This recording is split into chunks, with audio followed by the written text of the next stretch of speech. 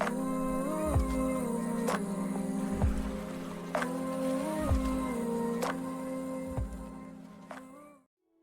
guys, in today's video I'm just going to be going over a Dream World guide. So if you're unfamiliar, I think is it the first mode that comes out for you? It might be the very first mode. It is the very first mode that comes out.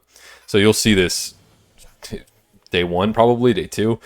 So it's basically just almost like a boss raid, except for it's solo. So every day the boss changes, and right now you have these 4 primary bosses. So I'm just going to go over basically why the units they recommend are the units they recommend, and to do that I have a visual aid once again.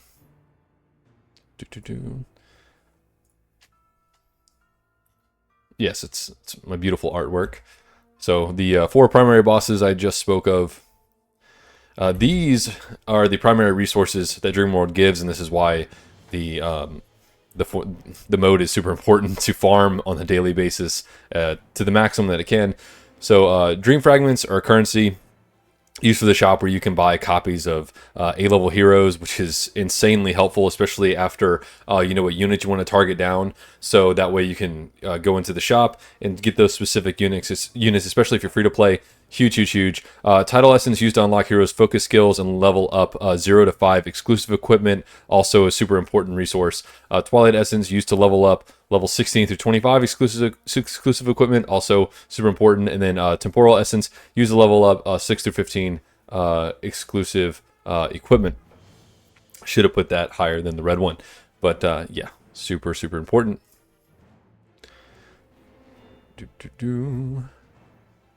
Okay, so Skyclops basically just summons a bunch of little minions, and it deters from your damage. So just like everything else, you're timed, right? So when you're timed, you want to be dealing the DPA, the damage to the boss, not the minions. So that's why it recommends AoE units, so that way you basically eliminate the spawns, and then you can go back to the boss. Also, it shoots that sweeping laser as its ultimate, and it does a lot of damage, which is why it recommends global healing, because that laser hits everyone. So pretty self-explanatory.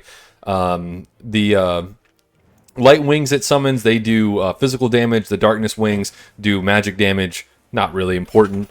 You just want to clear them as quickly as possible and then attack them.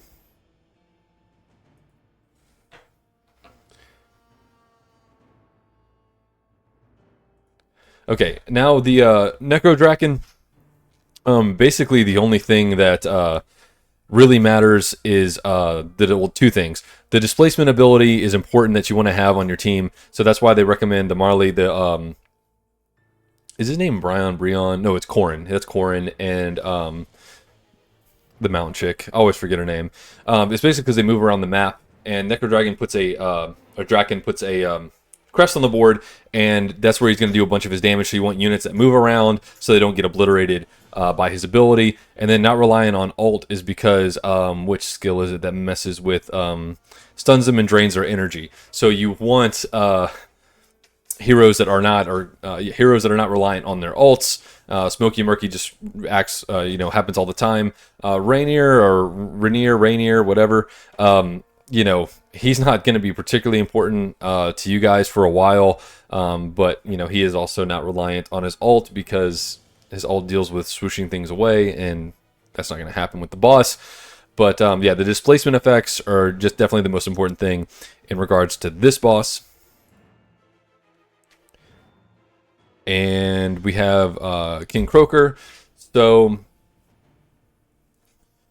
I'm assuming that the constant attacks is because he builds a wall up, and to protect himself, and you just want to get that wall down as quickly as possible, kind of like with the Skyclops, where you want to eliminate the thing that's not him, so then you can do the DPS to the boss.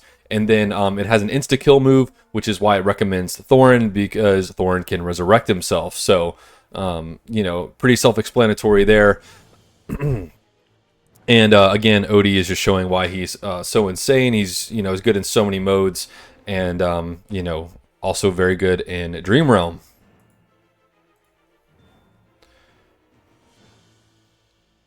Okay, and finally we have Snow Stomper. He's the only one that has 5 effects for whatever reason. It recommends a global healing. I guess because of the last ability that deals multiple damage to enemies within the radius of an arc. Attacks and knocks down the enemy with the highest HP ratio. Interesting. Deals true damage to a target and makes them lose HP over time. Okay, that's why you want the global healing as well. Periodically silences all enemies for an extended duration. I don't know if Huon actually gets rid of that. Probably not. But his main ability is the annoying one, so it freezes one of your guys, turns him into a snowman. It says Yeti, but it's a snowman. And then your whole team has to move back, deal with it, and then go back to the main boss. So actually I was finding if I scooted my whole team all the way forward, they would do less walking back and forth, and that's just more attention on the Yeti. So, and I'm assuming the AoE damage also gets rid of the snowman and hurts the Yeti at the same time, which is probably why it recommends both. So yeah, I'll just hop into fighting the Yeti boss. Alright, I had to reset my game and come back in for the new boss, and I'll have to do this the next 2 days to get this all in one clip. But let me make sure. Okay, yes. So I believe this is still my best team. I did, again, test all the artifacts yesterday. Or last time he was here, not yesterday. And I think this one actually did the best. But I will continue to test. So we'll see how much this one does, and then we'll do a different artifact after. Oh.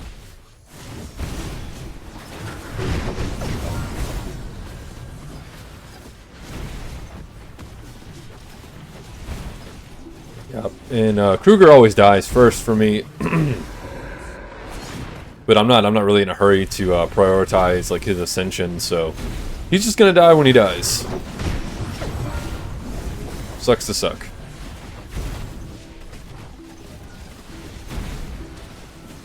He only needs to do the physical debuff the one time.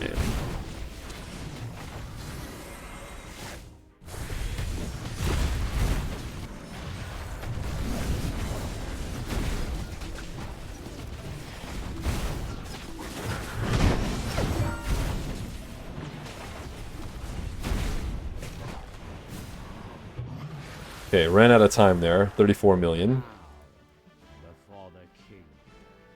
Not bad. I hate Thorin's voice. Really needs to be changed. Yeah, I'll try this one real quick. I don't think it's going to do more damage. Whoa. Did somebody leave me? You left me. Actually, she probably should be over here. This is a little bit further back. It's less walking with the snowman. I've never seen it lag like that before.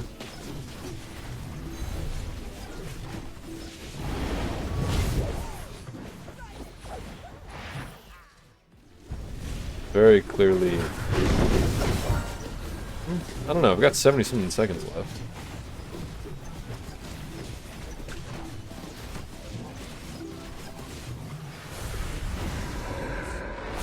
Sick animation.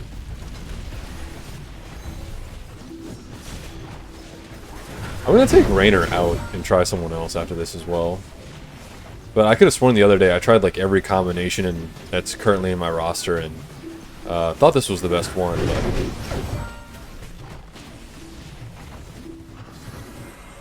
oh, it is. It is. I remember now. It definitely is.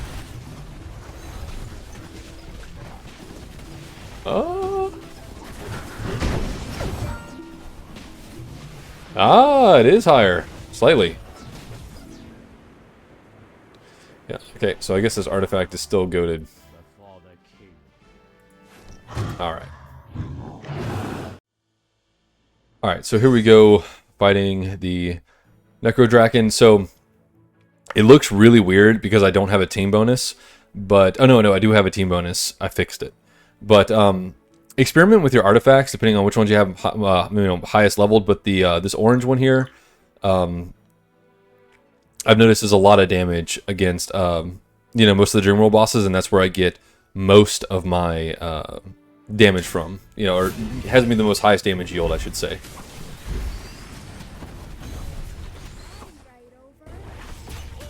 You know, and we're using basically, actually, is this team all the recommended heroes?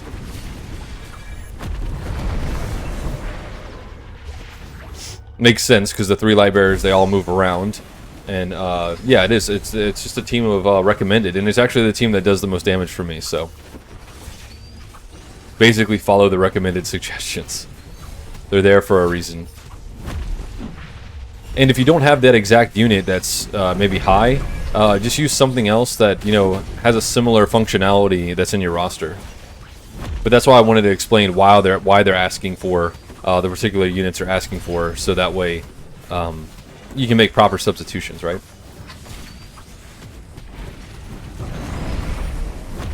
Yeah, see, that blast did damage to everybody, which is why global healing is super important. You can see the crest on the ground, you know, and that's why you want your units hopping around. See, and it just snipes Milky and Murky. But it's going to do that to all the supports, because there's not a single support that moves around. But yeah, not bad DPS at all. Oh, that was actually a new record, and that's because of the new leveling system. All right, let's do this Skyclops battle really quick. So this is not the right team for this, is it?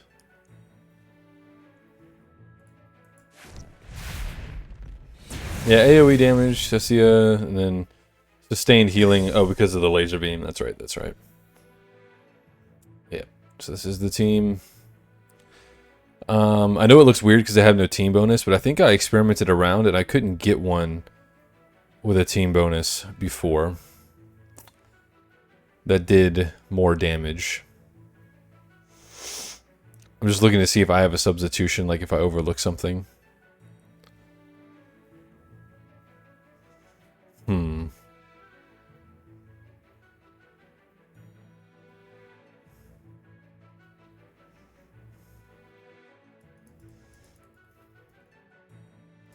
Let's just start with this and then we'll see.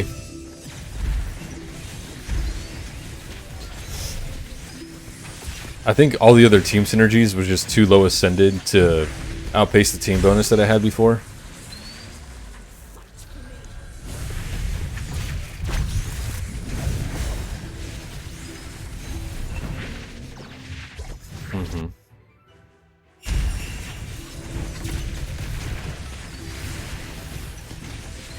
Yeah, and Smoky and Murky is basically covering the whole board.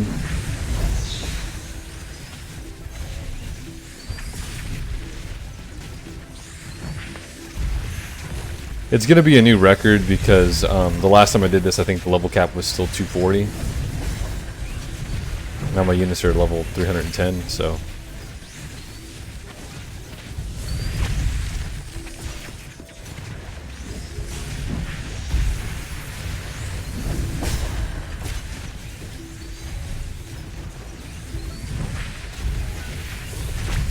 Well, it looks like it might not be by that much.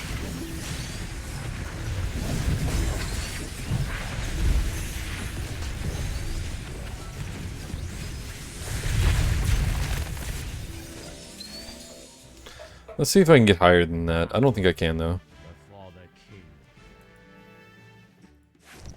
What damage do I need to get in the top 100? Okay, so... like 4.8 more million? That seems like...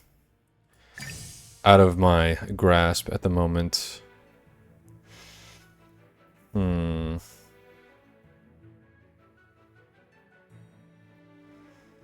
Yeah, there's no light bearers that are going to do better than this. I don't think I can take out Odie in...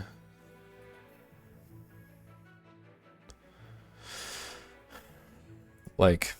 Are you lost? Follow me. Are you calling me? Get behind me, children. It's like the only way to have a bonus on my team.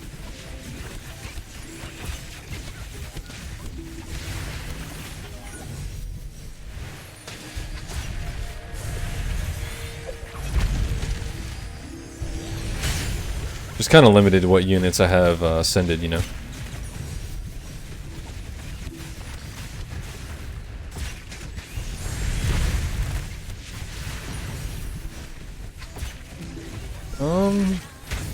Yeah, I mean, I'm only at 11.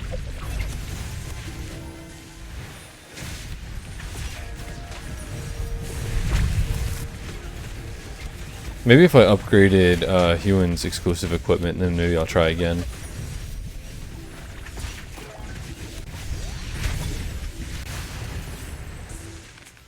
fight for me.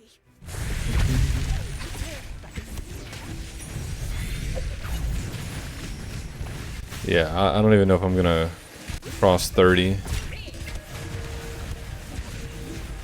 Yeah, way worse. Just like I was saying, I just don't have units that are strong enough that are synergistic. Yeah. Alright, yeah, so the previous team is definitely still just my best team for this particular boss. But, I mean, 133rd's not too bad.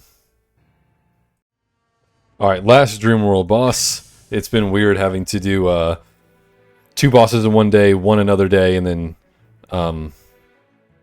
you know, just piece it up like this. But, so we've got Kruger here for the physical defense reduction. And then, you know, the constant attackers, again, I'm assuming it's to get rid of the wall it generates. Is this the wall? No. Where's the wall? Magic barrier. And then the bubble, when it hits Thorin, Thorin obviously resurrects. And then Smoky and Murky, you know, just to do everything he always does in every mode. Every Dream Realm boss, I mean. So... Oh no, I already moved. I thought I moved Cessio behind Thorin already. Whoops. Guess we'll do that. We'll do it again and see if it makes a difference. I don't really think it will, but...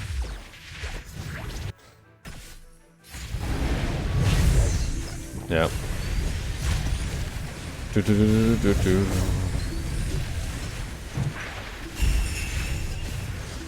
Wait, if he targets on the left, I just noticed that he'll target that one first.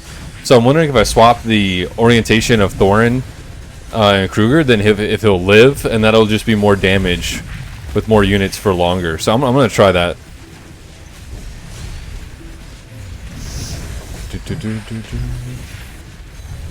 And he's getting melted right now.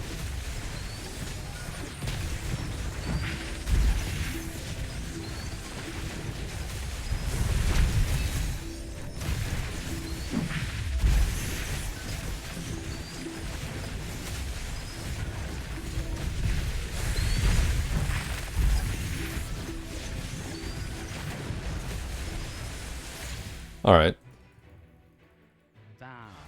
Bow. Bow. All right, so you and you are gonna swap.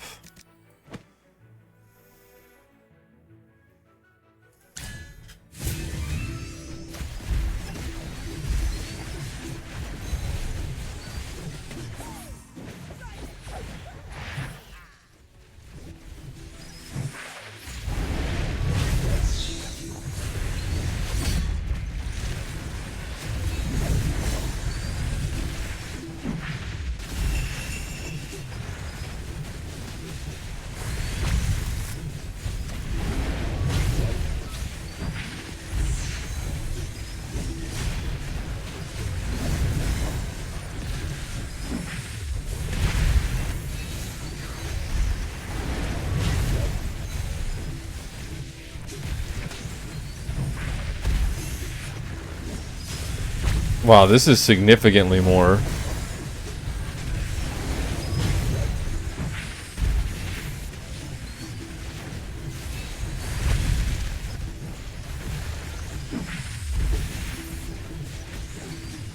Oh, maybe that'd be really cool to get to 40.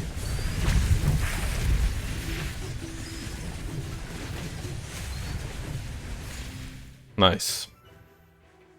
I just hadn't realized that he always goes for that unit on the left, or you know, our left, his right. Cool, cool, cool.